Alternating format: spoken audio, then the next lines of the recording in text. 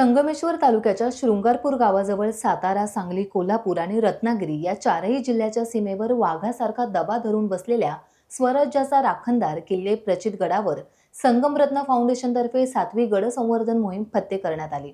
या संवर्धनाचे कार्य हाती घेतलेले 38 सेवेकरी सहभागी झाले होते। सदरच्या मोहिमेत गडावरील आई भवानी मातेच्या मंदिरासमोरील वाढलेले गवत तथा रानटी झाडे साफ करून तेथे मातीत गाडले गेलेले पुरातन वाड्यांचे चौथरे अवशेष साफ करण्यात आले। शिवजयंतीनिमित्त प्रथमच प्रचितगडावर छत्रपती शिवाजी महाराजांच्या मूर्तीची प्रतिष्ठापना करण्यात आली। गडाच्या महादरवाजापासून मोठ्या जल्लोषात फुलांची उधळण करत शिवरायांचा जयघोष करत मूर्तीची मिरवणूक काढण्यात आली। रात्री देवीची आरती आणि भजनाच्या नादाने परिसर मंगलमय झाला। चढाईसाठी अवघड असल्यामुळे हा दुर्ग कायम दुर्लक्षितच राहिलाय। त्यामुळे इतिहासाशी अतिशय जवळचे नाते असणारा हा प्रचितगड संगमरत्न फाउंडेशनच्या माध्यमातून पुन्हा एकदा मोकळा श्वास घ्यायला लागलाय। सदर एनजीओच्या माध्यमातून महाराष्ट्राच्या अनेक भागातून सेवेकरी सहभागी होत असतात। गेल्या 7 मोहिमांमधून गडाचे प्रवेशद्वार, मुख्य बुरुज, बुजल्या गेलेल्या पाण्याच्या टाक्या, इतर अवशेष साफ करण्यात आले। यापुढेही अशाच मोहिमा चालू राहणार आहेत।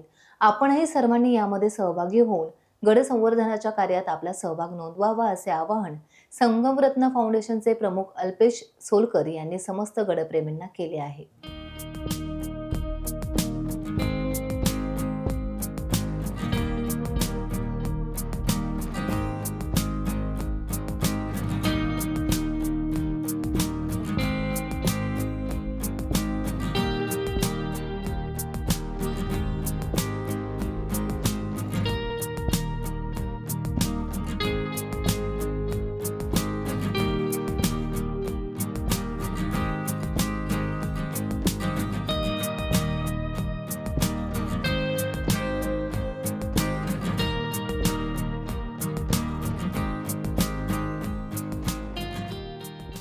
टाइम्स डिजिटलला लाईक करा, सबस्क्राइब करा, शेअर करा आणि बेल आयकॉन दाबायला विसरू नका। पाहत रहा टाइम्स डिजिटल।